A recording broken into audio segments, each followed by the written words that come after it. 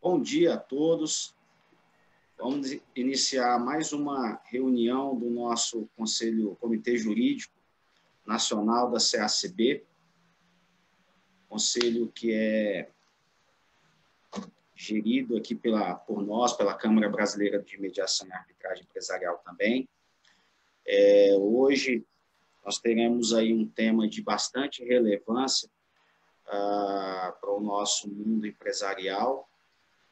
E antes de dar início oficialmente aqui, eu gostaria de, primeiramente, agradecer ao Dr. Carlos, nosso diretor jurídico da Federação das Associações Comerciais e Empresariais do Estado de Minas Gerais, que será o moderador desse fórum, o Dr. Eduardo Muniz, nosso amigo, parceiro, inclusive aqui da nossa Associação Comercial do DF, que colaborou com a gente na organização desse evento, os doutores Rogério Campos e Daniel Saboia, por ter aceitado estar aqui conosco, compartilhando um pouco do conhecimento deles na aplicação prática desse tema.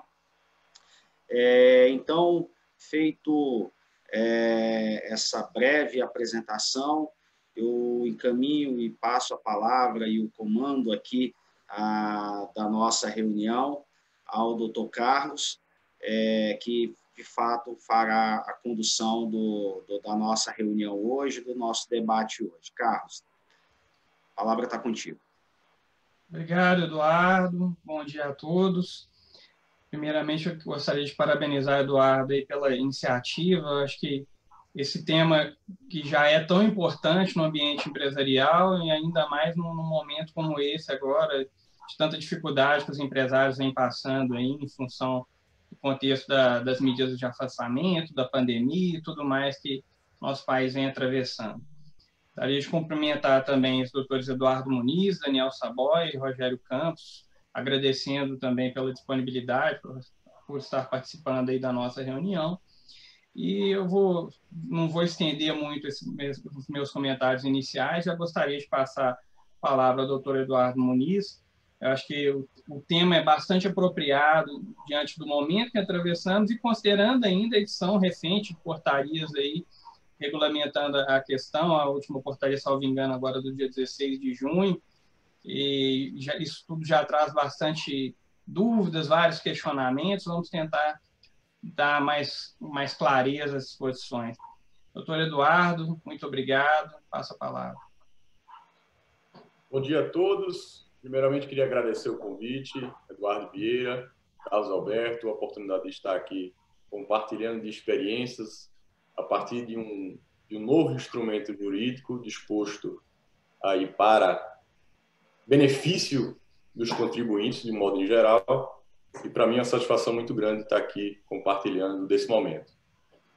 Antes de iniciar propriamente, eu sei que nós teremos aí duas autoridades no assunto falando sobre as modalidades de transação tributária no âmbito federal. Eu queria fazer alguns comentários diante desse modelo, posso dizer, vanguardista, moderno, que está à disposição como instrumento jurídico aos contribuintes. Nós aguardamos, e pode-se dizer que esse instituto ficou adormecido em nosso sistema tributário nacional por mais de 50 anos. Enquanto isso, nós, como administração pública, seja ela federal, administração pública e as administrações públicas locais, deixavam de se utilizar de um mecanismo extremamente eficaz, sobretudo ante a dificuldade de se conceber ou se aprimorar a melhor relação entre fisco e contribuintes. Durante décadas, o que se via era uma certa animosidade, um grau muito acirrado nesse diálogo, nessa interlocução entre as administrações fiscais e os contribuintes, fazendo com que pouco ou quase nada tivéssemos de interação na construção, de fato, de um modelo que pudesse acompanhar, claro, todas as dificuldades, seja da própria administração pública fiscal e também do sistema operacional e econômico que as empresas vivenciam. Durante esse período, e pode-se dizer, os fiscos se valeram, e os governos, e aí notadamente o governo federal, queria fazer essa reflexão, que desde o ano 2000 vem lançando programas federais de regularização fiscal. O primeiro deles, que inclusive ganhou uma alcunha famosa, e que hoje até se confunde com o próprio Instituto do Parcelamento, que é o Refis. No ano de 2000, a Lei 9964 estabeleceu a possibilidade de parcelamento dos créditos tributários federais. A partir de um estudo desenvolvido, inclusive pela Ernst Young, em parceria com o Instituto Brasileiro de Ética Concorrencial, e, claro, se valendo dos dados da Receita Federal do Brasil, esse primeiro modelo de refis, ele teve por volta ali de 130 mil adesões de contribuintes, sejam eles pessoas físicas ou pessoas jurídicas, 129.181 adesões em relação a esse programa de parcelamento, o Refis. E o que se nota é que, com o passar dos meses, mais de 90% dessas adesões foram excluídas do parcelamento. Apenas 6,81% houve uma quitação integral. Então, o que revelava, já nesse primeiro momento, era uma falha muito grave desse modelo então proposto. E aí eu digo que os nossos colegas, com a maior autoridade, seja o Rogério Campos e o Daniel Saboia, vão enfrentar esse assunto, mas eu me lembro conversando com o Rogério, certa oportunidade, e eu dizendo que era um modelo de transação, e nós já temos alguns à disposição, era extremamente eficiente, mas tinha um certo grau de complexidade, sobretudo porque inaugurava uma nova sistemática. E ele disse que bom que tem essa peculiaridade, porque para fazer frente ao sistema tributário brasileiro, único no mundo, precisa sim ser totalmente diferenciado para enfrentar esses desafios. De fato, aquela fala me impactou positivamente, porque nós precisamos construir também um modelo que atenda, claro, todas as particularidades de nosso sistema tributário. Voltando à reflexão dos parcelamentos, nós tivemos em 2003 o PAEX. PAEX é a Lei 10.864, de 2003, que também teve um número muito alto de adesões, 374.719, e também com um grau de quase 70%, 66,32% de exclusões, alcançando, sim, uma meta melhor de quitações ou de adimplementos, 32,52%. Em 2006, tivemos o PAEX, a medida provisória 303, de 2006, também com patamares elevados de adesões, 244.722, e quitações também nessa faixa de entre 30% e 40%, mas também com alto grau de 60% de exclusões. Em 2009, nós tivemos o Refis da Crise, a Lei 11.941, também mantendo esses padrões. Em 2013, tivemos a reabertura do Refis da Crise, a Lei 12.865, de 2013. Em 2014, outra reabertura do Refis da Crise, o chamado Refis da Crise 2, a Lei 12.973, de 2014. Também no mesmo ano, a reabertura do Refis da Crise número 3, chamado de Refis da Copa, Lei 12.996, de 2014, e a Lei 13.043. E, por último, em 2017, o PRT, Medida Provisória 766, de 2017, e o famoso PERT, a Lei 13.496, de 2017, com quase 1 milhão de contribuintes que aderiram à proposta de parcelamento, pode-se dizer assim, extraordinário, sobretudo porque sempre nós temos à disposição um modelo de parcelamento ordinário aos contribuintes. Mas o que eu quero dizer com isso? Essa cronologia histórica de parcelamentos revela que é uma prática de que praticamente em cada 2 anos ou 3 anos, no máximo, nós editávamos ou tínhamos à disposição um modelo de parcelamento. Isso fazia com que, e não era difícil de se perceber, que os contribuintes e as empresas em geral sempre aguardavam ou se perguntavam quando vem o próximo parcelamento? Quando nós vamos poder quitar nossas dívidas? Esse é um problema crônico. Isso prejudicava e prejudica muito o efeito sobre a espontaneidade, ou seja, nós tínhamos sempre um reflexo negativo que perdurava ao longo do tempo, enquanto os contribuintes nutriam essa expectativa sobre perspectivas de novos parcelamentos futuros. E, além disso, uma pesquisa revelou, isso é muito interessante, porque enquanto o parcelamento estava em curso, havia uma queda significativa dos pagamentos ou dos recolhimentos de tributos em geral. Ou seja, nós tirávamos de um lado para colocar de outro. Ou seja, a prática, além de nefasta e de ter esse reflexo negativo, prejudicial, à boa cultura tributária, revelava, como dito, um problema crônico do sistema tributário brasileiro.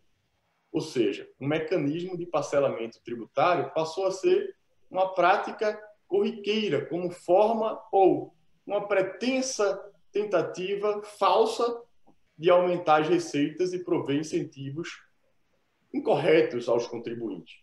De modo que, quando se avizinhou a discussão sobre um modelo de transação tributária, nós enxergamos com muita alegria essa possibilidade, porque, como será dito aqui, a prática do parcelamento extraordinário ao longo desses anos sempre tratou os contribuintes de forma horizontal. E muitos daqueles que podiam pagar espontaneamente deixavam assim de pagar para aderir a um parcelamento e beneficiar-se dos seus descontos relacionados aos consectários legais, de um modo em geral, seja a partir da redução dos encargos, da dívida, a partir dos juros, das multas. Nós temos inúmeras multas, né? Multas qualificadas, multas agravadas, multas de mora. Então, se aguardava e ainda se aguarda essa perspectiva, pode-se dizer, como dito, crônica, de um parcelamento extraordinário corriqueiro. Isso fez com que a Procuradoria, com muita, posso dizer, ênfase, estudou e, claro, se valendo de uma literatura internacional, eu sei disso, que os colegas estudaram e boas práticas internacionais, passaram a adaptar ou pensar no modelo brasileiro com esse perfil, com características de se enxergar propriamente aquele contribuinte que tenha condições de pagar ou não pagar, a partir de uma análise de sua capacidade econômico-financeira. Com o advento da crise, parece que o modelo ainda caiu como uma luva, porque no atual momento, lastimavelmente, fomos atingidos por uma crise sanitária de proporção mundial, pode-se dizer uma crise humanitária. Nós temos, claro, uma imensa maioria de contribuintes que foram atingidos de forma pesada, que, claro, fecharam portas, outros com grande dificuldade vêm se arrastando dia a dia, mas que, claro, diante de situações do perfil de uma mudança cultural econômica, alguns deles se beneficiam dessa nova ou desse novo normal que estamos vivenciando. A esse contribuinte não se pode dar um tratamento, diga-se, privilegiado. Por isso que a aferição da capacidade econômico-financeira de cada um deles é muito importante, e essa análise, esse exame é feito com muito critério e com bases objetivas que serão compartilhadas e expostas aqui nessa discussão, nesse evento, e que, claro, demonstram novos horizontes para se enfrentar o problema de uma boa cultura tributária, de um sistema que atenda ao contribuinte em dificuldade e aquele que está em crise. Então, com isso, eu encerro essa minha breve exposição, parabenizando aqueles que idealizaram esse novo instituto. Chega ele um pouco tarde, pode-se dizer, mas sempre em boa hora. Agradeço a todos pela oportunidade e passo a palavra ao moderador. Obrigado, doutor Eduardo. Como o doutor colocou, acho que talvez um pouco com um certo atraso, mas muito importante que nós tenhamos mais esse instrumento à disposição aí dos empresários. Eu me lembro que por várias vezes em reuniões com clientes, ou empresários, ou associados, sempre questionava que por que com o fisco não era possível discutir a dívida, buscar uma forma de quitar o seu débito. E agora a gente vê que isso começa a mudar um pouco. É claro que por se tratar de dinheiro público, nós vamos ter aí os entraves, algumas regras, a coisa não pode ser tão flexibilizada, mas já é um bom início, um alento, um novo canal de diálogo aí entre fisco e contribuinte. Vamos, então, já dando sequência à exposição, sei que o doutor Daniel e o doutor Rogério fizeram a divisão do tema. Vocês têm alguma ordem para essa colocação ou podemos seguir conforme está aqui na divulgação? Não, acho que eu só faço uma pequena introdução, passo para o Daniel, e aí depois Daniel? eu volto. Isso. Perfeito. Doutor Daniel Saboia com a palavra, então. Só fazer acho que o Rogério vai iniciar aí. Uma breve introdução aqui, Perfeito, perdão, eu entendi errado. Doutor Rogério Campos, à vontade.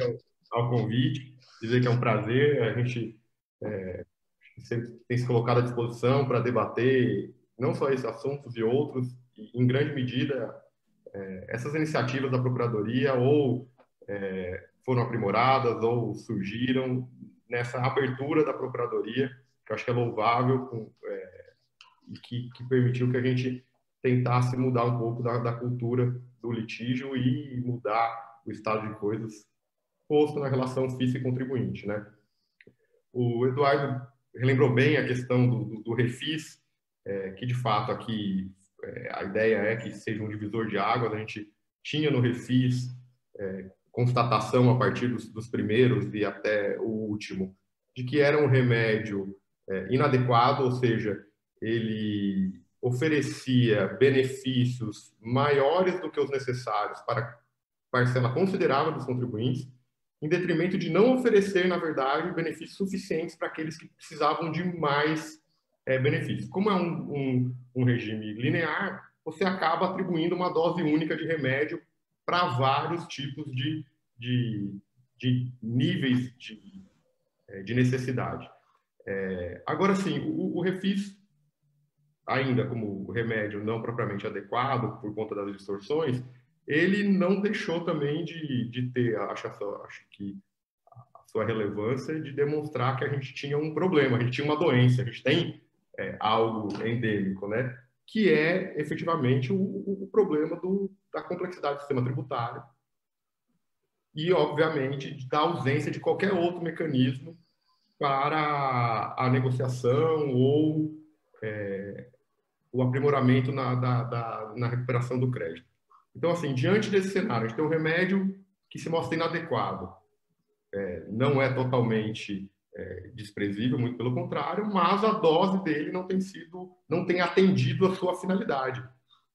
Porque eu estou atribuindo mais para alguns, em detrimento de outros que precisavam mais, e eu já não posso mais isso, porque, como bem o Eduardo lembrou, quando eu atribuo um benefício indiscriminado, de forma linear, atingindo quem não precisa, eu tenho impactos relacionados à responsabilidade fiscal, renúncia de receita e etc. Então, diante desse cenário, um sistema tributário amplamente complexo, um remédio que não se mostrava adequado, a Procuradoria, na verdade, tenta lançar uma série de medidas. E aí eu até fico muito feliz de estar aqui com o Daniel, é um colega que eu sempre falo que é um exemplo para mim, inspiração.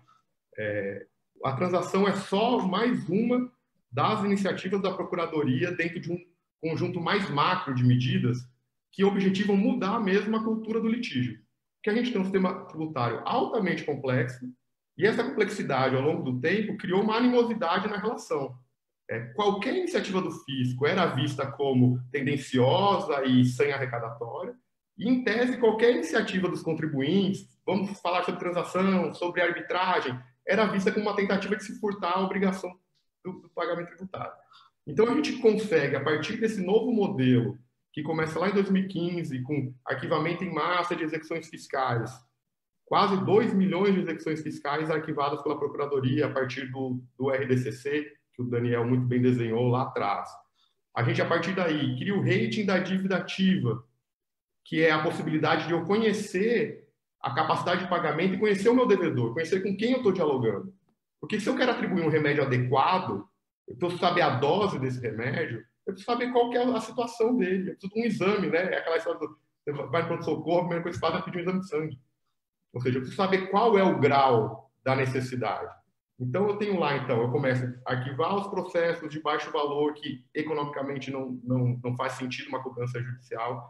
Eu começo, então, a classificar os meus contribuintes, separar entre... A gente não podia falar antes, sim, devedor contumaz, grande devedor, devedor eventual, devedor em dificuldade. Era tudo dívida. Eram 2,4 trilhões de dívida ativa, que sequer são reais, números fictícios, e a partir dessa gama de iniciativas, que começa lá na RDCC, passa pelo rating, vem a portaria, mesmo que tratou da averbação executória, que foi vista também com bastante reativa,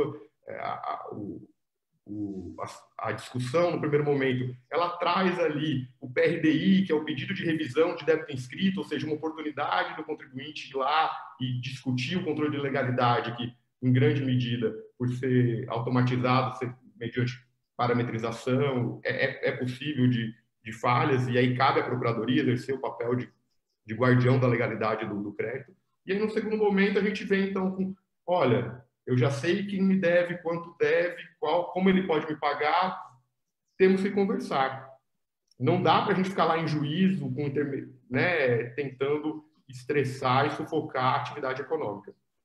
Surge o negócio jurídico processual, a gente regulamenta também, um parecer, até um dos meus orgulhos, assinado com o Daniel, e é exatamente por esse motivo, um dos que eu mais prezo. E aí, a partir disso, negócio jurídico processual, eu começo, então, a tentar atribuir um tratamento adequado ao contribuinte, um tratamento personalizado, que atenda o interesse público na arrecadação e o interesse público na manutenção da atividade econômica, na manutenção dos níveis de emprego, na manutenção da capacidade de investimento. Estrangular a atividade econômica não é boa, do outro lado, para a administração tributária.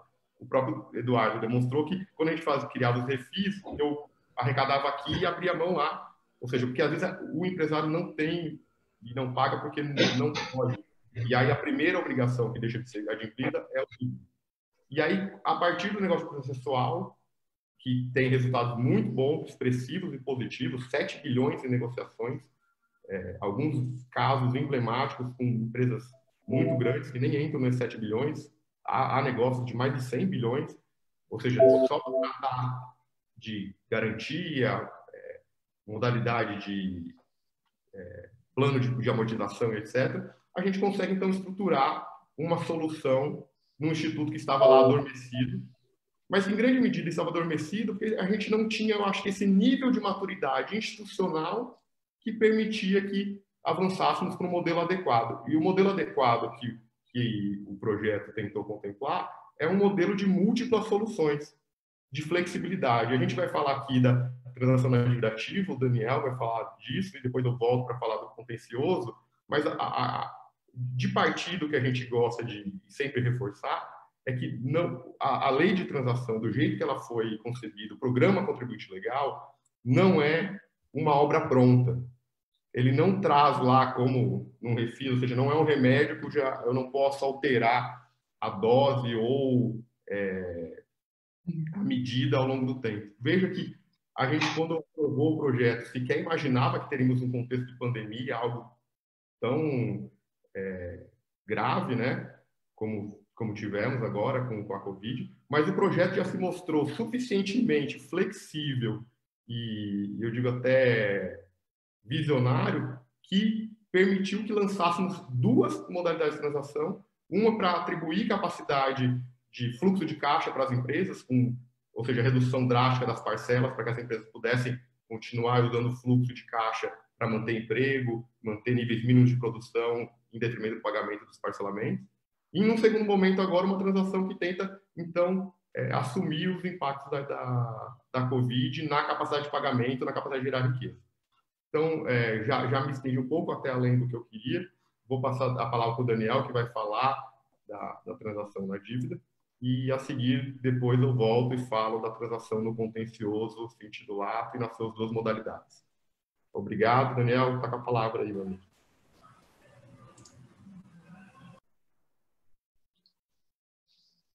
Daniel, seu áudio está fechado ainda.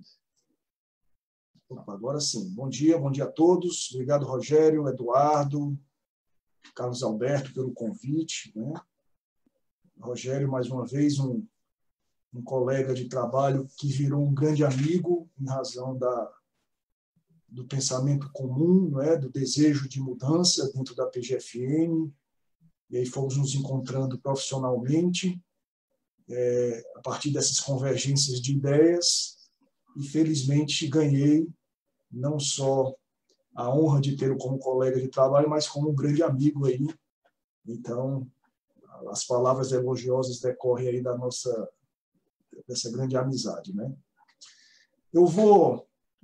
Foi muito bem falado aí a distinção da transação para o Instituto do Refis. Eu vou pedir aqui a permissão para vocês para exibir uma apresentação que eu montei para que vocês entendam de maneira mais adequada o próprio Instituto, como ele está regulamentado hoje, as suas linhas gerais, o seu contexto em âmbito mundial, de forma que a gente tenha efetivamente a melhor compreensão do que é, de fato, a transação. Então, iniciei aqui o compartilhamento, acredito que todos estejam vendo. De fato, nós temos hoje a transação regulamentada finalmente pela Lei 13.988. Eu vou abordar aqui a transação na dívida ativa. O Rogério depois vai falar da transação no contencioso. Na transação da dívida ativa, a gente tem aqui a lei, não é?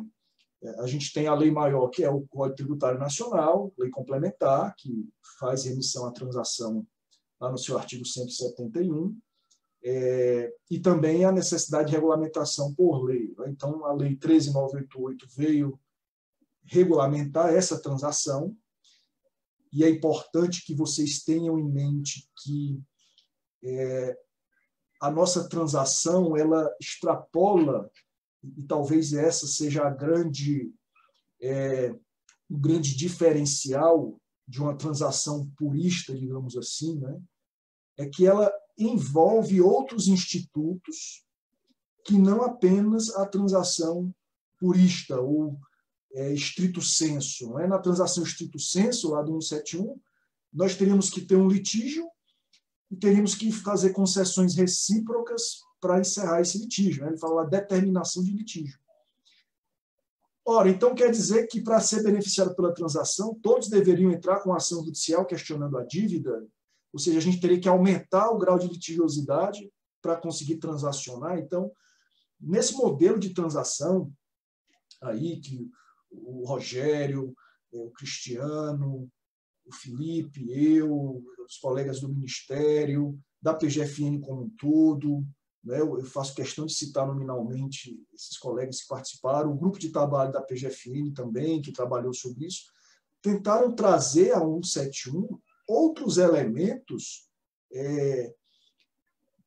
para que o contribuinte consiga obter a sua regularidade fiscal, para que ele consiga efetivamente, dentro da medida da sua possibilidade, ter um tratamento adequado às suas características. Por isso que na transação nós trazemos outros institutos que entendemos alcançados por ela, que é o diferimento, que é a moratória, que é a remissão, não é? Inclusive parcial, que é a negociação de garantias, ou seja, ela traz um combo, não é? Como o Rogério diz, um sandbox, uma caixa de ferramentas fiscais, né? Vamos falar em sandbox fiscal ou toolbox fiscal, de mecanismos para a conformidade fiscal.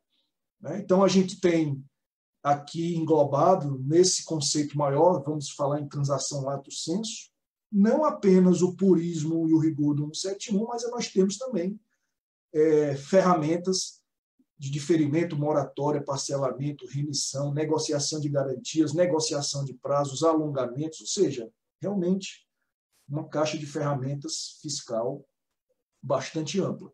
E aí nós trazemos aqui, no que se refere à dívida ativa, hoje, todas as portarias que efetivamente regulam os institutos, eu vou falar mais detalhadamente delas no decorrer da apresentação, né?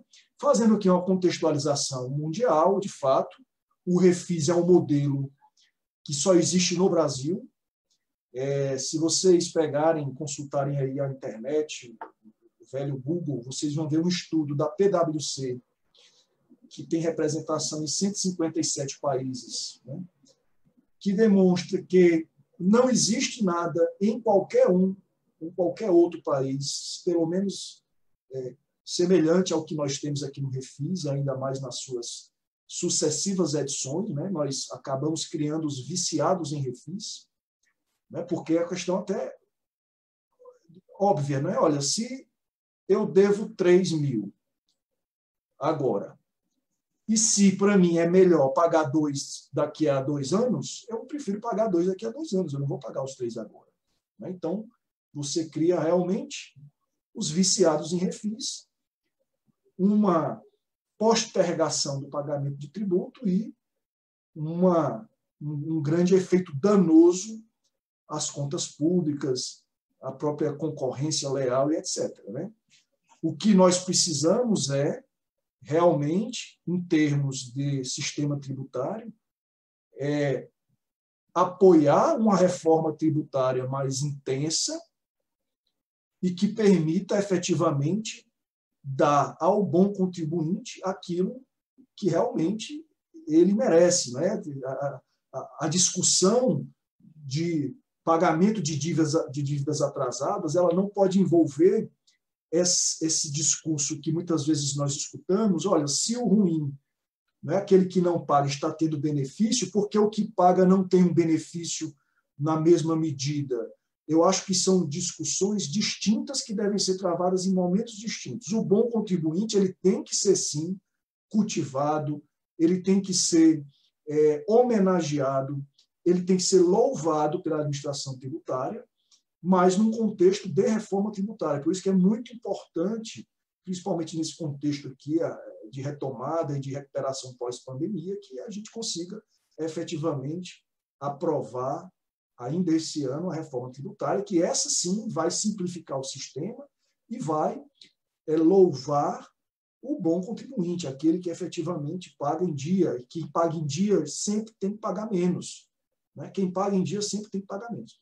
Agora, quem não paga em dia, aí a gente tem, como o doutor Eduardo falou, diversas circunstâncias, não é, que eu também vou tentar falar para vocês, que exigem que a administração olhe com mais cuidado esse contribuinte e perceba se é um momento, não é, uma circunstância transitória de dificuldade, aí ele precisa ter um socorro direcionado, ou se é realmente uma tendência, um planejamento deliberado de não pagar tributo. Então, a gente tem que partir dessas premissas que são, às vezes, óbvias, né? Primeiro, o sistema tributário existe no mundo todo, em qualquer país, seja ele qual for, sempre vai haver, não existe Estado, no modelo que nós temos, que não tenha tributação. Por mais justa que seja esta tributação, sempre teremos aqueles que virarão devedores, ou seja, que não pagarão em dia. E esses nós temos que enxergar a sua peculiaridade, a sua circunstância, para verificarmos se é realmente um devedor, é uma vítima do sistema, de uma concorrência predatória, de uma circunstância específica de dificuldade, ou se é um devedor, que é o que a gente chama de devedor quanto mais, aquele que efetivamente tem como estratégia deliberada o não pagamento do tributo, apesar de, dentro de um contexto de sistema tributário ótimo e ideal, apesar de condições de pagar. Então, a gente traz aqui essa experiência internacional, que é o TADAT, né, que é a ferramenta de avaliação e diagnóstico das administrações tributárias, uma ferramenta que avalia a saúde, digamos assim, das administrações tributárias ao redor do mundo. Ele é formado por diversas entidades, a União Europeia, Banco Mundial, FMI, o Reino Unido, etc. Eles criam esses mecanismos de avaliação, e a gente tem aqui, não é, uma área de avaliação de performance, que é se a administração tributária tem suporte ao adimplemento voluntário das dívidas, né? Então, a transação tributária ela vem exatamente nessa área de avaliação como um suporte àqueles que querem adimplir voluntariamente, mas, eventualmente, não têm condições ou precisam de uma atenção maior pela administração tributária, né? Então, já é o alinhamento aqui da PGFN a essas observações internacionais. E quando a gente fala desse alinhamento, a gente fala, obviamente, dos modelos adotados pelos países membros da OCDE, e a partir desses exemplos, né, nós conseguimos, aqui no âmbito da PGFN, definir exatamente como lidar com cada característica de cada contribuinte no momento em que ele se torna devedor, ou seja, no momento em que ele não consegue ou não paga a sua dívida em dia, né? E aí a gente faz primeiro uma análise prévia e identifica, dentre esses contribuintes, quais são os créditos que nós consideramos recuperáveis, ou seja, aqueles em que o contribuinte tem efetiva condição de pagar, ele tem capacidade econômica, né, definida lá no artigo 145, parágrafo 1º da Constituição Federal, né, ele tem a capacidade econômica, a capacidade contributiva, e nós temos aqui os créditos considerados irrecuperáveis, em que a gente entende que não há ali manifestação econômica ou capacidade econômica para fazer o pagamento, seja na integralidade ou de forma parcial, né? E essa irrecuperabilidade ela tem origem de diversas causas que um refis não analisa. O refis não faz essa distinção. Ele concede de maneira linear e indistinta o mesmo remédio para todos, como o Rogério falou, né? Então, e a transação ela vem trazendo dentro dessa caixa de ferramentas fiscal um pool de medidas que permitem alinhar a capacidade do devedor pagar a dívida com a necessidade da administração tributária de receber essa dívida, né, do Estado de receber essa dívida. E aí a gente começa a fazer essas segmentações por perfil de contribuinte. Nós temos aqui, dentro dos recuperáveis, o que nós chamamos de bons contribuintes, contribuintes exemplares, aqueles que realmente buscam por uma conformidade fiscal, que têm compliance. E aí, esses nós estamos aqui com um projeto chamado Cadastro Fiscal Positivo, que nós lançamos em 2018, mas tivemos atraso aí na sua execução por conta de outras iniciativas, mas vamos retomar agora as discussões, fizemos audiência pública, consulta pública, que é exatamente tentar trazer, primeiro, identificar quem são os bons contribuintes, aqueles que realmente precisam do tapete vermelho, digamos assim, né, da relação entre fisco e contribuinte, e tentar propor benefícios ou estímulos, né, benefícios que estimulem a conformidade fiscal. Então, a gente tem aí o cadastro fiscal positivo. Do outro lado da sala, digamos assim, nós temos a outra ponta, né, o 80, que é o 8, que é o devedor contumaz, exatamente aquele que, apesar de executar a manifestação econômica, o fato gerador, apesar de ter capacidade econômica, ele deliberadamente, não é, até às vezes criminosamente, de maneira deliberada, dolosa, tenta fraudar o recolhimento de tributos, inclusive muitas vezes usando estratégias de lavagem de dinheiro, de simulação, né, de dissimulação, de ocultação patrimonial, etc. Então, é clara a distinção entre o comportamento desses dois, né, devedores, e é clara a necessidade do Estado tratá-los de maneira distinta, né? A este o tapete vermelho e a este, efetivamente, medidas mais duras, porque esse tipo de devedor é aquele que pratica a concorrência predatória, desleal, né? Consegue vender mais barato porque tem dentro da tributação sonegada a parcela do seu lucro, né? Concorrendo deslealmente com os outros. Então, a gente tem que fazer essas distinções e tentar medidas jurídicas diferentes para elas, né? E aqui a gente tem a figura do negócio jurídico processual e da transação, que a gente vai falar aqui, que tenta trazer soluções para cada perfil de devedor, né? Então, a transação ela vem a atender circunstâncias tanto de devedores cujos créditos são considerados recuperáveis, ela tem ferramentas para atender devedores cujos créditos são considerados recuperáveis, estarão no nosso cadastro fiscal positivo, mas ela não tem ferramentas para atender devedores considerados contumazes a partir da definição legal do que seja devedor contumaz. Então, ainda temos essa lacuna aqui em âmbito federal da definição de devedor contumaz, uma vez que tivemos a transação não pode alcançar esse tipo de devedor. Mas o negócio jurídico processual, que o Rogério citou, é uma outra medida da PGFN que permite, sim, alcançar aquilo que a transação não alcança. Então, nós temos aqui, como eu falei para vocês, diversas ferramentas fiscais, né?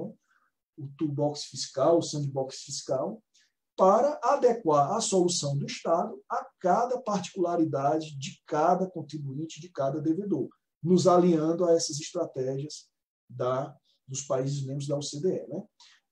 Falando especificamente da transação lá, em razão da conversão da medida provisória 899, foi o contribuinte legal, a inspiração dela é um estudo feito, inclusive um colega PFN, o Clóvis, fez, da Offering Compromise lá do IRS, que é a administração tributária americana, né, o fisco americano, e eles têm lá esse instituto da oferta de compromisso que, de fato, avalia-se se, para a concessão de um desconto, aquele contribuinte tem ou não capacidade de pagamento para pagar o seu tributo num determinado prazo. Né? Então, lá nos Estados Unidos, os contribuintes apresentam a proposta de pagamento, quando eles entendem, olha, eu não tenho condições de pagar, e eu vou aqui apresentar uma proposta de pagamento, vou fazer uma oferta, um compromisso de pagamento. Ele preenche lá um formulário gigantesco, 433A, né? E fica aguardando a análise do fisco. Inclusive, ele paga uma taxa para fazer essa oferta. Eu acho que a última vez que eu vi estava em torno de $200, ou seja, para fazer a oferta, ele paga uma taxa.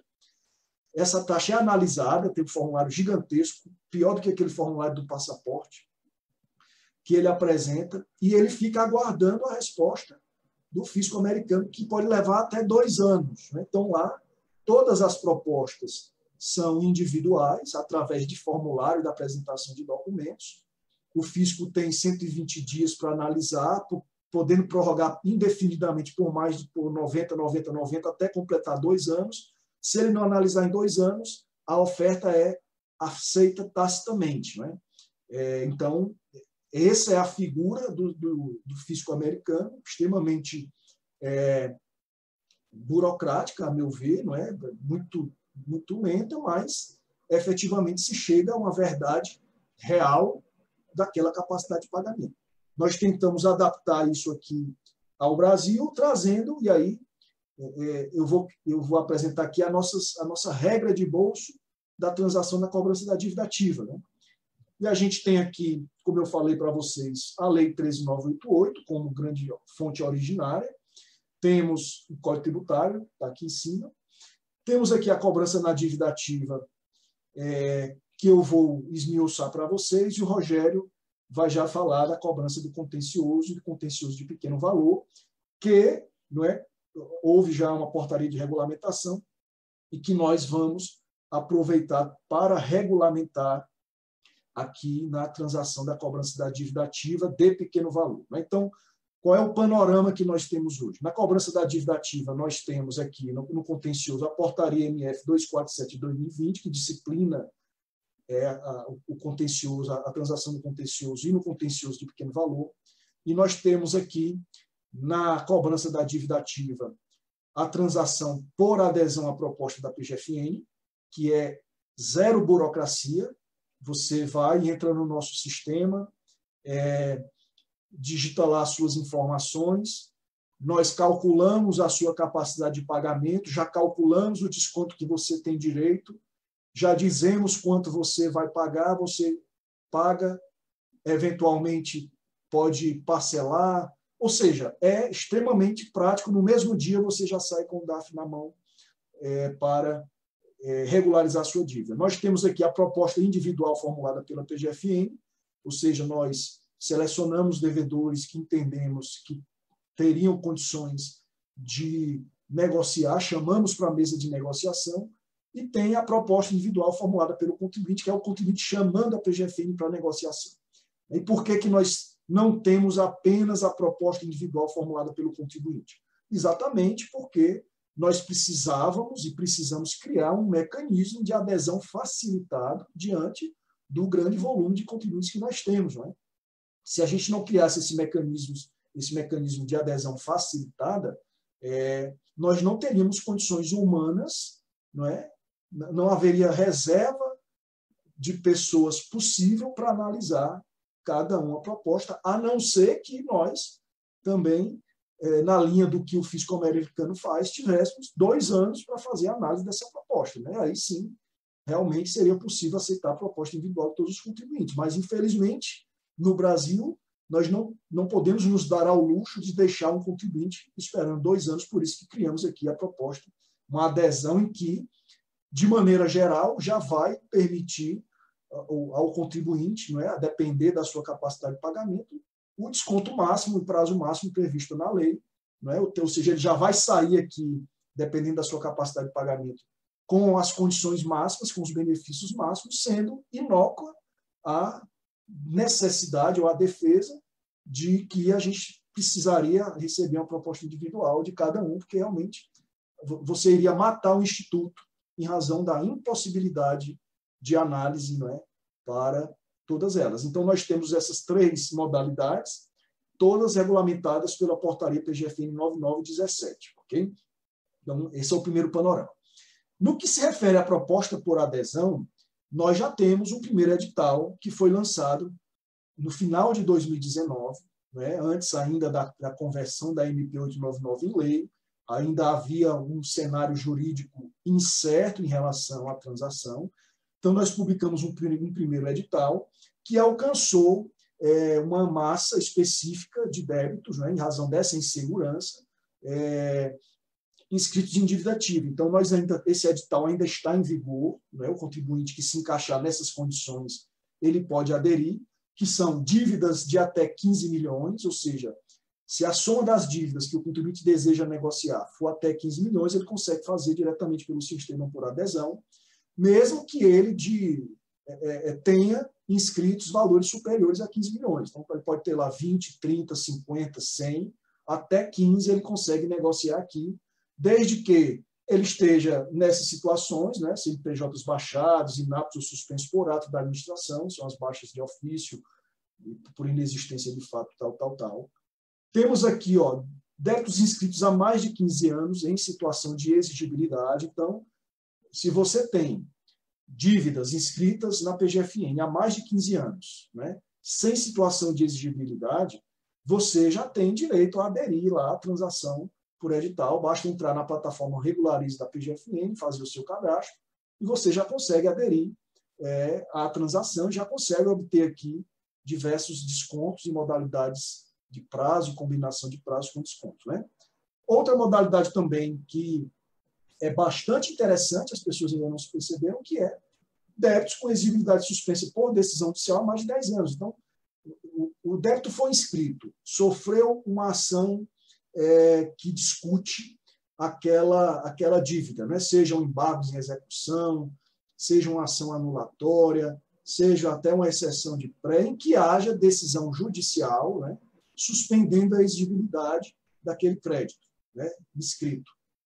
Se essa suspensão dura mais de 10 anos, você também pode aderir a essa transação por edital, tendo lá descontos e alongamento, porque o objetivo é encerrar essa discussão. A gente já está 10 anos discutindo, o crédito está suspenso, nem nós conseguimos cobrar, nem o contribuinte, nem o litígio jurídico se encerra. Então, o que é que nós fazemos? Olha, vamos encerrar esse litígio, já vou te conceder aqui, no limite de até 15 milhões, a possibilidade de extinguir lá com os descontos e etc. E débitos de espólio também é um problema aí grave, né? Inventários, regularização de inventários, etc.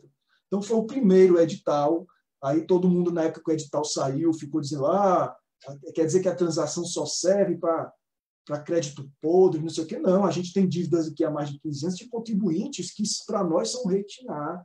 A gente tem dívidas aqui suspensas por decisão judicial de grandes contribuintes, grandes empresas, grandes grupos. Está entendendo? Então, não é apenas para aquilo que é considerado subjetivamente irrecuperável. A gente tratou isso aqui como hipóteses em que a irrecuperabilidade é presumida, independentemente da situação econômica. Nós temos aqui dívidas de mais de 15 anos de grandes instituições financeiras que estão alcançadas pelo Instituto, porque a idade da dívida já nos traz uma presunção da sua irrecuperabilidade quando comparamos com dívidas mais recentes, né? Então, a idade, o tempo de discussão tem essa característica de nos permitir a presunção de irrecuperabilidade que estão aqui nesse edital, que está aberto até o dia 30 desse mês. Então, quem tem dívidas nessas circunstâncias pode aderir, basta entrar na plataforma, até o dia 30 de julho. Né? A segunda modalidade, aqui, gente, eu vou fazer vou pontuar, para mim foi a grande prova da transação, né? Foi a prova de fogo do Instituto, de como ele é, primeiro, atual e adaptável às circunstâncias extremas, foi a pandemia do coronavírus, né? Que assolou aí o país, a nossa sociedade, o fechamento, né? A atividade econômica como um todo sofreu bastante e, felizmente, com os institutos que estão previstos na Lei 13.988, a PGFN conseguiu responder de maneira imediata à transação da pandemia, trazendo duas oportunidades de enfrentar a pandemia, que eu vou falar mais especificamente agora, o que, para mim, foi a prova de fogo de quão adaptável às circunstâncias é o Instituto da Transação, de como ele é maleável e flexível. Ninguém imaginava a pandemia, não é? Ninguém imaginava que o país passaria por isso esse ano, muito pelo contrário, todos esperavam um ano de crescimento, de aprovação das reformas, né? Todas as expectativas do final do ano passado era de um ano realmente pujante, mas, infelizmente, fomos acometidos por um evento imprevisível e de consequências desastrosas, o cisne negro, e ainda assim, diante dessa imprevisibilidade, com as ferramentas que a lei nos permite, nós conseguimos moldar soluções rápidas e efetivas para o enfrentamento do período de pandemia em razão das dívidas fiscais, né? Então, a primeira delas foi logo em março, quando saiu os primeiros fechamentos, né, de algumas cidades. Logo em março, nós publicamos a portaria PGFN 7820, em março, que virou a portaria PGFN 9924, atual de 2020, né, que é a chamada transação extraordinária, moldada em razão do impacto da pandemia causada pelo Covid-19. Essa transação extraordinária ela serve a todos os devedores e ela não tem limite de valor. Qualquer devedor, né, seja você com capacidade de pagamento, sem capacidade de pagamento, qualquer CPF ou CNPJ, em qualquer circunstância, seja qual for o valor, está apto a aderir à transação extraordinária, atualmente regulamentada por essa lei, em que a gente vai exigir apenas que você pague 1% do valor da dívida em 3 parcelas, 1% dá 0,33 um pouquinho por mês em 3 meses, e depois a diferença você vai pagar em 81 ou 142 parcelas adicionais, a depender do seu porte. Não é? A lei traz lá algumas distinções, aqui microempresa, empresa de pequeno porte, empresário individual, pessoas físicas, Santa Casa, instituições de ensino, cooperativas, todas elas têm um prazo alongado de mais 142 meses. Não é? Essa transação extraordinária ela não traz desconto exatamente porque todos os devedores podem aderir. Não é? Todos eles, independentemente da sua capacidade de pagamento, podem aderir. Nós não exigimos nenhuma garantia. Agora, é claro, se já houver garantia associada à dívida, essa garantia ela deve ser mantida, né? Não vai ser levantada. A gente não retroage os atos, né? Então, tudo que é feito começa a acontecer daqui para frente. Então, você já tem a possibilidade de pagar 0,33% ao mês, durante 3 meses, que dá 1%, e parcelas adicionais de 81 ou 142 vezes, né? Bem diferente do parcelamento ordinário de 60 meses, que ainda exige para débitos acima de 1 milhão garantia. Aqui a gente não exige, né? Então, foi a primeira resposta à pandemia, foi essa possibilidade de você obter a regularidade fiscal pagando efetivamente valores módicos, não é, de entrada e diluindo o resto em até 142 parcelas, de forma que o total aqui dê 145 ou então 84, que é o limite da lei, né? Mas a gente sabe que, obviamente, isso não foi suficiente, não era suficiente, a gente sabia disso, tanto é que no momento que a gente editou essa portaria, nós já começamos a trabalhar numa outra, mas tentando capturar esse cenário de incerteza e tentando mensurar o efetivo impacto da pandemia na atividade econômica. Naquele momento, isso ainda era incerto, então nós não tínhamos dados para fazer essa mensuração. E hoje, agora, né, como o doutor Eduardo falou, agora no final de junho, publicamos uma nova portaria, essa sim, chamada de transação excepcional, em que se destina, né, que é orientada aos devedores impactados pela pandemia. Aí, essa sim, a gente traz lá uma série de descontos e de alongamentos, etc., que é a portaria 14.402 de 2020, não é? Aqui a gente tem um limite de até 150 milhões, então, né, 10 vezes maior do que o limite do edital, né? A gente viu aqui uma gradação, tá vendo, de medidas. Quem pode aderir? Devedores que foram impactados pela pandemia, né? Eu já vou explicar como isso vai ser mensurado, mas, ou seja, você foi impactado, a sua capacidade de gerar receita, não é? O seu rendimento como pessoa física foi impactado, significa, obviamente, você não tem condições de pagar a dívida, né? Mesmo porque muitos empresários agora estão num dilema, né, de paga a folha, mantém emprego, paga o tributo. Então, eu vou detalhar um pouco melhor essa portaria, mas nós temos aqui uma entrada de 4% em 12 vezes, ou seja, dá 0,33% durante 12 vezes você vai pagar, e depois o restante você vai pagar em 72 ou 133 parcelas adicionais com descontos, né? Eu esqueci de colocar aqui, mas eu vou colocar com descontos. Eu vou até alterar logo aqui, para que fique bem claro.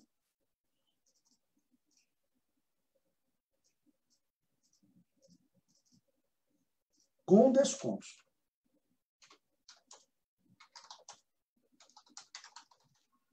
Pronto. Então, está aqui, vamos botar aqui o negocinho vermelho para ficar bonitinho de novo. Então, vamos lá. Então, a gente tem aqui com descontos. Por quê? Porque você foi impactado. A pandemia impactou a sua capacidade de geração de resultado. Então, a gente vai conceder descontos. Como nós vamos saber o seu impacto? Aí vem a figura da CAPAG, a nossa capacidade de pagamento, que é uma equação em que nós analisamos informações que nós temos em relação a você, a sua empresa, e informações que você vai prestar no momento da adesão, à semelhança do que ocorre lá no fisco americano, em que quando o contribuinte apresenta a sua oferta de compromisso, ele preenche lá um formulário com uma série de informações. Obviamente que o nosso é bem simplificado, é tudo no sistema, né? Você vai lá, preenche, e a partir do que você informar, nós vamos calcular a sua capacidade de pagamento, comparar com o valor da sua dívida, e a partir daí, se efetivamente não houver, isso ficar demonstrado que não há condições de pagar, você terá direito ao desconto e ao alongamento e todos esses benefícios, né? Então, a gente tem aqui toda a regra de bolso, digamos assim, né, da transação, com todas as suas modalidades, os atos que regulamentam e um resumo dos benefícios, né? Eu falo regra de bolso, mas ninguém nem usa mais isso, né? Aqui você pode colocar como proteção de tela do seu computador, ou tela de fundo do seu celular, ou até como a sua imagem de perfil no WhatsApp, né? Então, isso aqui é um resumo do que é a transação hoje, principalmente na cobrança da dívida, e o Rogério vai esmiuçar aqui do contencioso, né? E aí, falando do impacto do Covid, por que a gente fala que a transação excepcional atende apenas aqueles que foram impactados? Porque, sim, nós já temos dados, não é? Vocês viram os estudos do IBGE, vocês viram a divulgação do CAGED, vocês viram as variações na Bolsa de Valores das empresas listadas, a gente viu a variação de arrecadação, ou seja, nós analisamos diversas proxies que demonstraram que tivemos, né, a partir de cada proxy, setores que foram muito impactados pela pandemia na sua capacidade de geração de resultados, fortemente impactados, e setores cujo impacto foi positivo, ou seja, que tiveram um incremento na sua capacidade de geração de resultado a despeito da pandemia. Isso é evidente, tem várias pesquisas que vocês vão ver, nós fizemos a nossa e conseguimos destacar. O que é que o Refis faria? Trataria todos de maneira igual. O que é que nós vamos fazer na transação? Tratar esse daqui diferente desse, diferente desse. Porque esse aqui precisa de uma coisa, esse aqui precisa de outra, esse aqui precisa de outra. E é essa a ideia da regulamentação da transação da pandemia, que é efetivamente ter essa aproximação, essa conversa e conseguir entregar o remédio adequado para aquela doença, se houver doença, né? Porque esse devedor aqui não está doente. Na verdade, ele tomou foi vitamina, né? Porque aqui a gente precisa dar mais vitamina para ele melhorar mais ainda. Né? A doença está aqui. Aqui a gente tem que dar suplemento, vitamina, não é remédio. Ele não precisa de remédio.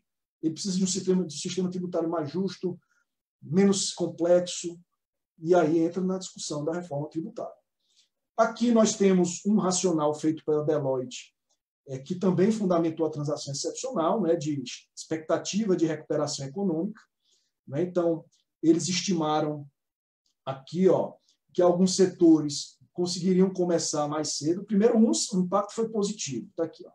E depois eles vão começar a retomar o seu ponto normal. Depois, outros setores tiveram impacto mais drástico do que outros. Né?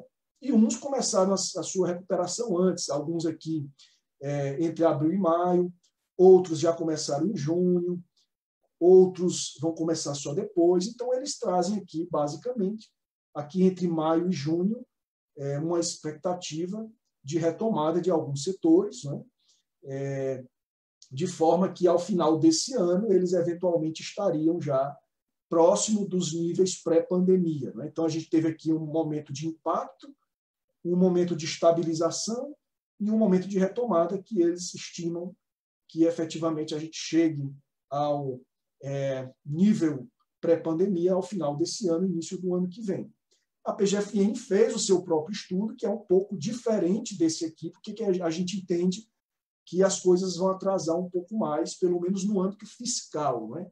A gente tentou aqui defasar a retomada econômica da retomada fiscal, porque a gente entende que, primeiro, o contribuinte precisa se reerguer, pagar a sua folha, manter os seus empregos, para depois pensar na sua retomada fiscal. Por isso que nós defasamos o início da retomada fiscal para um momento posterior à efetiva retomada econômica, que foi o estudo que nós fizemos aqui. Aqui a gente tinha janeiro de 2019 e aqui era dezembro de 2019 em alguns setores. Né? Pegamos amostras de alguns setores, algumas métricas, e vimos aqui como esses setores se comportaram ao longo de 2019. Começou aqui o impacto da pandemia em 2020. Né? Alguns tiveram quedas mais acentuadas, outros menos acentuadas.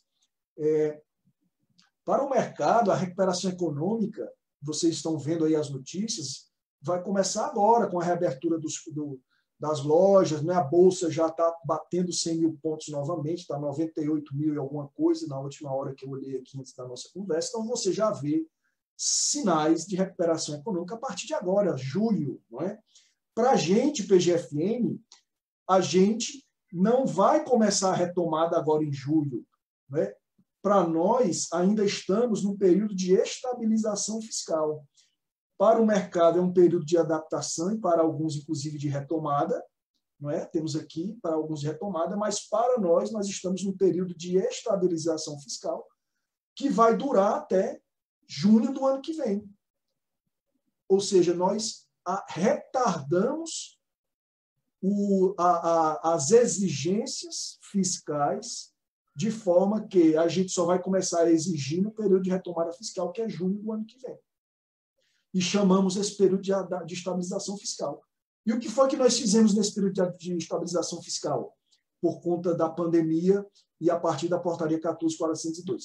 Se você for impactado, eu vou te dar aqui um período de 12 meses de estabilização fiscal, pagando apenas 0,33% mensal do valor da sua dívida. Então, você tem que se preocupar agora em gerar emprego, em recontratar, em vender, em prestar serviço, em produzir. Então, nós vamos te dar aqui 12 meses para que você tenha a sua regularidade pagando 0,33% ao mês do valor total da sua dívida, sem desconto, de forma que você consiga se estabilizar, defasando aqui, em razão do princípio da adaptação do mercado. Ou seja, é como se o mercado começasse a voltar aqui e a gente ainda vai dar um prazo maior para que você realmente se estabilize.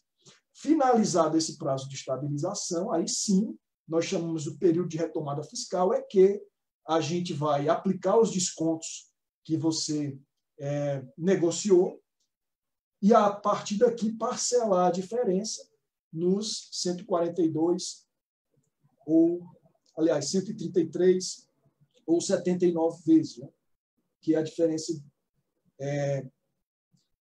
para os 12 meses que você já pagou. Então, a portaria nos permite que você atravesse esse período de estabilização fiscal durante 12 meses, a partir de agora, né? E aí, finalizados os 12 meses, você vai ter direito aos descontos e vai ter ainda um alongamento aqui, que pode chegar até 133 meses. Tudo isso para quem demonstrar o seu impacto. E como é que você vai demonstrar o seu impacto? Na hora de aderir, você vai informar lá qual foi o seu faturamento em 2019, em 2020, quantos empregados você tinha. São coisas simples, informações que o contribuinte tem à mão, não é nada extraordinário, informações simples. Nós vamos medir o tamanho do seu impacto, que vai ser a medida da sua capacidade de pagamento, né? A gente tem uma estimativa de capacidade de pagamento que foi feita para essa realidade de 2019, que foi impactada a partir dos efeitos da pandemia. Então, nós vamos calcular esse impacto que você sofreu, não é? Basicamente, a redução do seu faturamento, comparando um período de 2020 em função do mesmo período de 2019.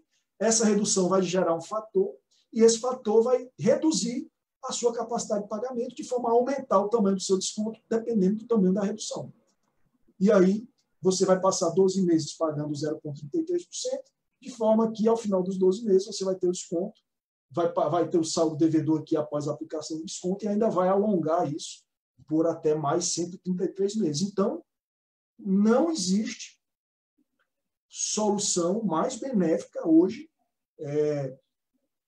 para a situação da pandemia. É realmente uma oportunidade única que vai permitir efetivamente aos contribuintes atravessarem o período da pandemia, né? E aqui eu trouxe os objetivos, eu não vou me alongar muito aqui, porque o Rogério ainda vai falar da transação no contencioso, mas é isso que eu falei, né? Paga 4% dividido em 12 meses, né? 0,33% ao mês, é o período de estabilização. Depois ele pode ter desconto de até 100% de juros, multas, encargos e etc., observado o limite máximo de 50% do valor total da dívida, ou seja, o desconto pode levar a dívida apenas para o valor principal dela, né? Dependendo aqui dos valores de multas, juros e etc., você pode chegar até 100% de desconto sobre essas verbas, desde que não ultrapasse 50% do valor total, e um parcelamento adicional de 72 ou 133 meses, se você for pessoa física, microempresa, empresa de pequeno porte, instituição de ensino. Aqui a gente consegue dar até 70%, né, 100% de encargos, multas e tal, observando o limite de 70%, e você consegue parcelar no período de retomada fiscal em até 133 meses adicionais aos 12 que você só pagou 0,33%, né? E aí eu remeto vocês à portaria, não vou disponibilizar essa apresentação ali para a organização do evento. Uma pergunta que a gente recebe, dívidas do Simples, você olha, a gente quer, PGFN entende, muito mais justo ainda a gente parcelar as dívidas do Simples, né? Nós queremos sim parcelar as dívidas do Simples. Existe uma questão jurídica, um óbice jurídico, que é a necessidade de lei complementar autorizando, né?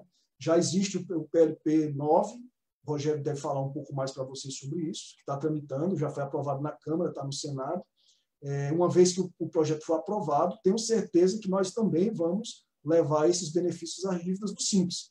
Eu vi aí artigos dizendo que a PGFN não quis conceder a transação para dívidas do Simples, a portaria não tratou, não podia, gente. Existe, se a lei 13.988 permitisse parcelamento, permitisse qualquer benefício para o Simples, ela seria inconstitucional. A portaria, o PGFN não pode tratar isso por portaria, né? Existe o óbice jurídico, tem que ser por lei complementar, a Constituição exige que tem que ser por lei complementar. Então, a gente aguarda a lei complementar e dívidas do FGTS, a gente aguarda a autorização do Conselho Curador, que já está lá, né? A minuta para autorizar, já estão discutindo, etc. Então, a PGFN quer negociar com todos, distintamente. Só precisa ter o marco legal e normativo para que isso aconteça, né? Eu vou encerrar por aqui, acho que já me alonguei demais. Deixei aqui os meus contatos, e-mail, telefone, WhatsApp. Quem tiver dúvida, fique à vontade, pode encaminhar. E devolvo aí a palavra ao Rogério para ele falar sobre a transação do contencioso, né? Agradeço mais uma vez e fico à disposição de vocês para perguntas e dúvidas. Vou ser bem breve aqui, o Daniel acho que praticamente esgotou o assunto. Eu gosto de deixar ele falar antes de mim, porque aí ele resolve tudo. Eu só venho aqui e agradeço. Eu falei do contencioso, contencioso é você, não sou eu, não. Eu só tomo coffee break. Mas eu vou tentar ser bem breve mesmo. Sei que a gente já adiantou, né? Tá bastante adiantado no horário. Mas tentar complementar algumas questões. Primeiro, porque a transação no contencioso, como eu disse e falei ao Eduardo, e sempre repito isso, é um modelo disruptivo mesmo, assim. A gente foi criticado muito na tramitação, foi criticado internamente, foi criticado em várias instâncias, foi a parte mais custosa, foi a parte que sofreu maior alteração no PLV, da ANP para o PLV, porque, de fato, é algo diferente, não tem algo muito paralelo no sistema comparado, assim, pelo menos que a gente conheça. E aí o que eu sempre dizia era, olha, a gente tem um sistema tributário único, e a gente precisa de uma solução que atenda a essa peculiaridade do nosso sistema tributário altamente complexo, altamente litigioso, com gargalos absurdos. Vou citar alguns números que levaram a gente a se debruçar sobre o tema. 2,4 trilhões em dívida ativa da União, ou seja, aí a gente tem então a transação da dívida com esse viés para solucionar a lide sob o prisma da pretensão frustrada, ou seja, um título executivo e que não é pago por vários motivos, e aí então a gente tem a lide enquanto pretensão frustrada, e a gente tem um problema de pretensão resistida, onde antes de se falar em título líquido e certo, há litigiosidade inerente à complexidade do sistema tributário. O que gera crédito, o que não gera crédito, né? Regimes especiais, ou seja, e só nesse contexto complexo a gente tem 600 bilhões no CARF em discussão com 122 mil processos, 600 bilhões de reais, outros 400 bilhões na DRJ, ou seja, mais 1 trilhão de, obviamente, ativo ou passivo em discussão legítima, ou seja, né, recurso, impugnação, que não raro decorrem de problema interpretativo ou da dificuldade de se amoldar a um sistema muito complexo. E aí a gente precisava, se por um lado precisamos de uma reforma tributária que simplifique, que traga transparência, que seja neutra, a gente precisa refundar as bases da relação fisco-contribuinte, ou senão eu vou amanhã ter uma reforma tributária e ainda assim vou continuar litigando por 10 ou 20 anos, que é a média do processo tributário. No Supremo, daqui 30 anos, a gente já teve uma reforma tributária, mas estamos lá discutindo o conceito de crédito no PIS/COFINS acumulativo, né? E assim, olha, eu sou o mensageiro do apocalipse, um pessimista. Não. O crédito prêmio do IPI, por exemplo, está aí para provar. Ou seja, quando eu tomei posse em 2003 na Procuradoria, já era questão decidida no STF, e ainda hoje, em 2020, há discussão em fase de liquidação de sentenças de algo que remonta à década de 80.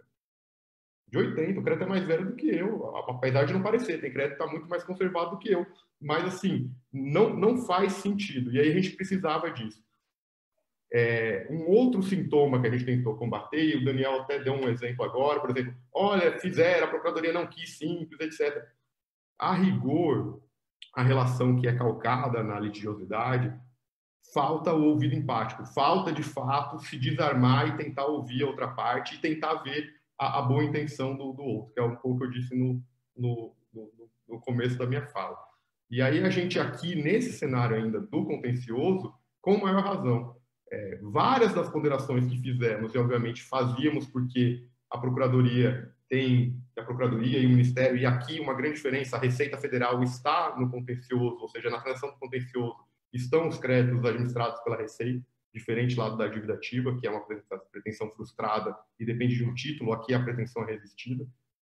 E aqui a gente precisa, então, contar com a compreensão de o porquê de algumas questões. Por exemplo, quando o Daniel fala lá por adesão na dívida ativa, que foi uma opção também, até por questão de recursos humanos, no contencioso eu tenho que tomar muito cuidado com a isonomia tributária, ou seja, tem que tomar um maior cuidado. Se eu posso violar a isonomia tributária numa transação individual em dívida ativa, e isso é possível eventualmente, e há ferramentas para que isso não aconteça, publicidade, etc., no contencioso tributário, eu não posso fazer uma transação que lhe dê um regime tributário específico. Imagina dois concorrentes, dois fabricantes de veículos, lá de Minas, estamos falando de Minas aqui, uma fábrica faz uma transação com efeito prospectivo que lhe dá créditos em determinada operação, e uma outra que não quer pagar nada para trás e acha que está coberta de razão, vai ser tributada de forma diferente. Fatalmente, essa diferença competitiva levará à falência da primeira que não aderiu. E aí, essa que não aderiu, fizesse um outro negócio, teríamos um outro regime jurídico tributário com uma outra pessoa jurídica. E aí, por isso que na transação do contencioso de disseminada e relevante controvérsia, que é mais disruptiva, a gente sofreu muito até para justificar e criamos algumas amarras. Olha, não pode ter efeito prospectivo, não é isso que a gente pretende aqui atacar os grandes gargalos até, e aí digo, as grandes discussões tributárias não tem, raro, grandes, eu digo, de valores, efeito contínuo, não são de trato continuado, ou seja, as grandes alterações societárias que trataram de questões como ágio interno, ágio pago, né? Esse tipo de discussão, em grande medida, uma transação que resolva o passado, ainda que o contribuinte se conforme com esse entendimento futuro, tendem a solucionar o conflito. Ou seja, foi um primeiro passo que a gente tentou se inserir o contencioso e tentar resolver esse passivo gigantesco de processo. A transação do contencioso foi regulamentada pela 247, regulamentou tanto a disseminada e relevante controvérsia, trazendo balizas, tentando objetivar o que seria relevante controvérsia, disseminada controvérsia, abrindo a possibilidade para que a sociedade civil faça, ou seja, participe então e ofereça ou faça sugestões para que temas sejam postos à adesão, né, que é uma decisão de oportunidade e conveniência do ministro, que depende de vantajosidade, até porque o CTN exige concessões mútuas e recíprocas. E, por outro lado, já também regulamentou a transação no processo de pequeno valor, que é um outro, digamos assim, é o mal do século no contencioso.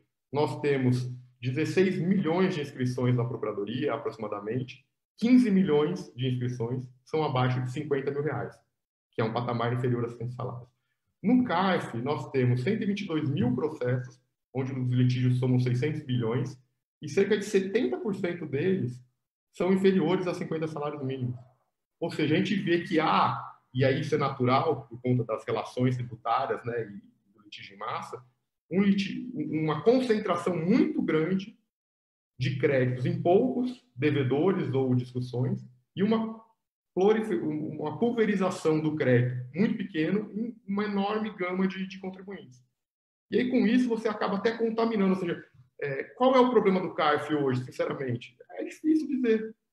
O CARF tem, por exemplo, se dedicado, se voltado para as grandes teses tributárias, né? Ou seja, dando prioridade aos grandes. Poxa, mas o pequeno tem que ser tratado, o pequeno precisa de uma solução. Se eu impugnei meu imposto de renda há 10 anos, até quando eu vou ficar com essa pendência? Eu que sou um bom contribuinte, impugnei porque acho que tem razão. Isso tira o sono da pessoa, e não é falar por falar. Ou uma discussão no CARF impede uma venda de uma empresa, impede uma reestruturação societária. Ou seja, o investidor, será que vai levar em conta a sua convicção de que você está certo num alvo de 25 bilhões? E se esse alvo demorar 15 anos ou 10 anos para ser solucionado? Ou seja, quantas oportunidades perdidas teremos? Então, no contencioso de pequeno valor, o que a gente tenta atacar é atribuir uma solução paralelamente ao que foi feito no GES lá atrás. Ou seja, a gente cria um microsistema de discussão, um microsistema do processo tributário de pequeno valor, onde os recursos são diferentes, onde nós temos instâncias mais céleres, mas temos informalidade, a possibilidade de negociação mais ampla, possibilidade de concessão de desconto no próprio principal do crédito, ou seja, aqui não há limitação de eu não poder atribuir ao principal. No contencioso de relevada e disseminada controvérsia, é até desleal dizer que é principal ou não é principal, porque o crédito sequer é certo, né? A gente está discutindo a hipótese tributária em tese, o não raro. O crédito sequer está definitivamente constituído. Por isso que lá não há trava do principal. No pequeno valor, há créditos inscritos, ou seja, onde já, pelo menos, o crédito tributário já está definitivamente constituído. Mas, ainda assim, considerando o custo da cobrança judicial, não é racional e econômico que eu insista numa cobrança e não atribua o custo da cobrança como vantagem ao devedor. E foi isso que o modelo se pauta, então, como medida compensatória nos custos da cobrança. A gente tem um breakpoint de execução de R$20 mil, isso em 2012, há quase 10 anos. E aí o que a legislação permite? Fala, olha, administração, você vai pagar pelo menos R$20 mil não atualizados, etc., para cobrar uma dívida de até 60 salários mínimos. Não parece mais racional, então, fazermos uma transação e atribuir descontos, e ainda que chegue e pegue o principal? E, obviamente, criando ferramentas que impeça que a gente crie os viciados em transações de pequeno valor e etc. Ou seja, quem tem transação rescindida não vai poder aderir de novo, aquele que usa a transação de pequeno valor reiteradamente para obter ganhos, isso vai ser monitorado e essa pessoa, pelo edital, vai poder ser impedida. Ou seja, a gente cria, então, mecanismos para combater desvios, mas não nega o instrumento, que costuma ser a lógica invertida da legislação, né? Normalmente a gente pega o mal contribuinte e nega para todo mundo, porque pode ter um desvio decorrente do comportamento indesejado em termos econômicos. E aqui não. O que a gente faz é presumir a boa-fé, usar o modelo do GF, criar um modelo até mais amplo, porque ainda que a transação, o capítulo trate da transação no contencioso de pequeno valor por adesão, limitados à pessoa física, EPP e ME, há um artigo antecedente que prevê a expressão que eu disse a primeira vez, que é o sandbox do processo de pequeno valor, que cria um microsistema do processo tributário de pequeno valor, que tem uma cláusula genérica para que o ministro da Fazenda, então, a partir dessas experiências, esperamos que bem-sucedidas, vá ampliando a possibilidade de transação, inclusive não apenas a que a gente fala que é pocket-in, ou seja, a administração querendo receber e dando desconto, mas que no GEF a gente passa a ter transação com contribuintes, onde a administração reconhece, então, o direito do contribuinte e negocia. Olha, você pagou indevidamente, vamos discutir, não vamos discutir, vamos fazer uma transação aqui, como um banco faz com um cliente que está lá no GEF, né, ou no caso deles o GEC, etc. Então, eu acho que esse é o grande mérito da transação do contencioso, que em analogia ao que há na dívida e ao espírito da lei, é esse sistema de múltiplas soluções, é aquela caixa de ferramenta que você vai poder usar um instrumento adequado para tentar resolver o problema. E aí aqui, até no contencioso fica muito claro, problemas macroestruturais do sistema tributário, da complexidade, no contencioso de relevante e disseminada controvérsia, ou seja, para que eu vou esperar 20 anos o Supremo não decidir se inclui ou não inclui o PIS/COFINS o ICM na base do PIS/COFINS, ou o STJ decidir qual é o conceito de crédito e ele usar um termo jurídico indeterminado, ou seja, vamos ter uma nova discussão de mais 20 anos. Então, por que não fazer uma transação e tentar resolver? E aí, por outro lado, em relação ao pequeno valor, trata de uma realidade específica também da dívida ativa e do litígio tributário, que são a enorme gama de créditos de baixo valor. Vou encerrar por aqui, por conta do horário, agradecer, se colocar à disposição. A gente sempre deixa para o final do contencioso, que é algo que ainda não não há nenhuma transação no contencioso disseminado e relevante posta. No contencioso, no processo de pequeno valor, já há, então, estudos de editais para serem lançados, isso é muito importante, mas, especialmente aqui no pequeno valor, como o Daniel adiantou, é muito importante o PLP 9, o PLP apoiado pela Procuradoria e pelo Ministério da Economia, para ficar claro, construído na tramitação do PLV, o autor do PLP 9 era o relator, então, da MP 899, Marco Bertaioli. O presidente da comissão da MP apresentou o mesmo PLP ao Senado, lá no Senado era o PLP 2, o senador Pastore. As manifestações da economia foram favoráveis, tanto que foi aprovado com o apoio do governo já na Câmara, eu acho que, salvo engano, com 472 votos, nenhum contrário, nenhuma abstenção. Agora a matéria está devolvida ao Senado e é muito importante que seja aprovado o PLP 9. E como foi, a gente falou já em outras ocasiões, como foi importante essa convergência entre sociedade civil para que tivéssemos um instrumento adequado, ou seja, se a gente ficasse no Congresso se matando por texto legal, e isso aconteceu, se houvesse isso, o texto quase certamente cairia. A gente perderia a MP. Né? E isso quase aconteceu, em alguma medida as pessoas entenderam e falaram, não, vamos então aprovar, é um outro cenário, né? Vamos presumir a boa-fé de todos aqui.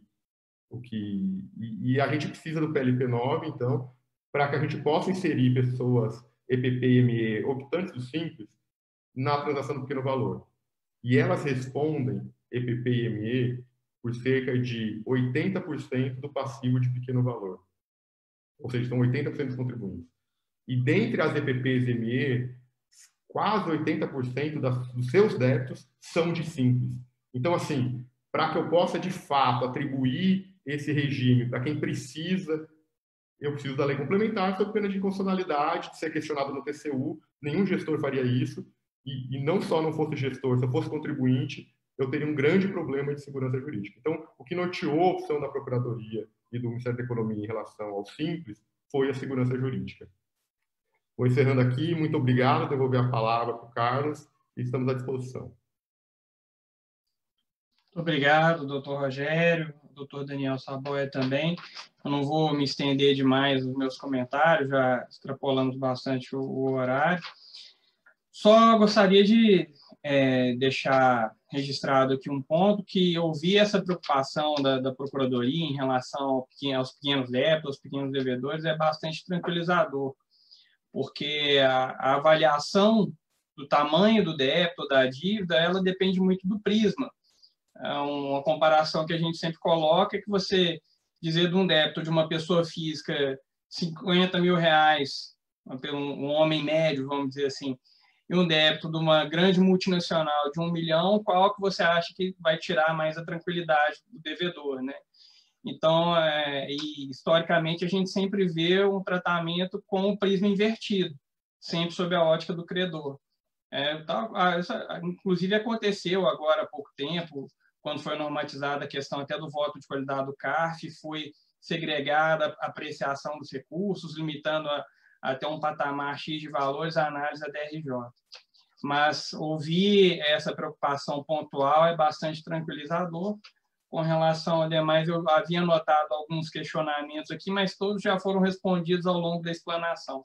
Agradeço mais uma vez a presença de todos que manifestaram, o doutor Rogério, o doutor Eduardo Muniz, o doutor Daniel Saboia. Agradeço ao doutor Eduardo Vieira aí pelo convite e devolvo a palavra ao Eduardo Vieira. Bom, primeiramente, agradecer que é pouco, acho que foi muito esclarecedor, de fato.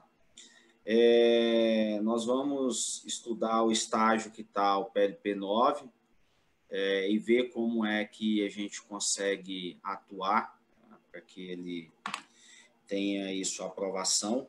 Né? A gente sabe que, de fato, esses débitos, esses tributos menores, eles correspondem a um monte, né? E aí, como o Rogério comentou, algo em torno de 80% está ali com os pequenos negócios. Gostaria de pedir para aqueles que querem receber a apresentação do Dr. Daniel, que coloque aqui no chat para a gente o e-mail, só para ficar registrado aqui e a gente poder encaminhar na sequência para quem está assistindo pelo canal do Facebook e posteriormente no YouTube, pode mandar um e-mail aqui para nós na CACB, então cacb@cacb.org.br ou cbmai@cacb.org.br e a gente envia na sequência a apresentação feita aqui pelo Dr. Daniel. De novo, quero renovar aí os nossos agradecimentos, né, aos doutores aqui que abrilhantaram a nossa reunião do Comitê Jurídico, em especial ao doutor Carlos, que conduziu aqui o debate, e o doutor Eduardo, que meu xará, né, que colaborou aí com a organização, convidando tanto o Rogério como o Daniel. A nossa palavra mesmo de encerramento é de gratidão, e não tenho dúvida que outros debates virão, né, certamente serão convidados para estar aqui com a gente em outras discussões, em outras situações. Já recebi aqui no meu WhatsApp colegas de entidades parabenizando pela exposição, então isso é muito legal.